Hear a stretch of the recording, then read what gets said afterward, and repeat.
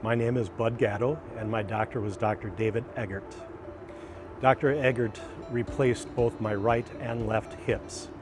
After years of training firefighters, it got to a point where the pain was unbearable, and I needed to have my hips replaced. And with Dr. Eggert using the Mako robot, the procedures went very, very well. In my profession, the word trust is not taken lightly. I train firefighters, I help them and encourage them to learn how to trust their fellow firefighters.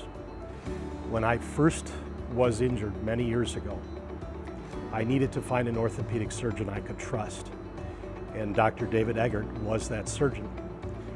Since my very first surgery many years ago, I have developed a relationship with him. I trust his skill level. His staff is very supportive not only of him, but also of every patient he sees. I am very gifted and blessed to be able to have been working with Dr. Eggert to keep me doing what I do in this line of work.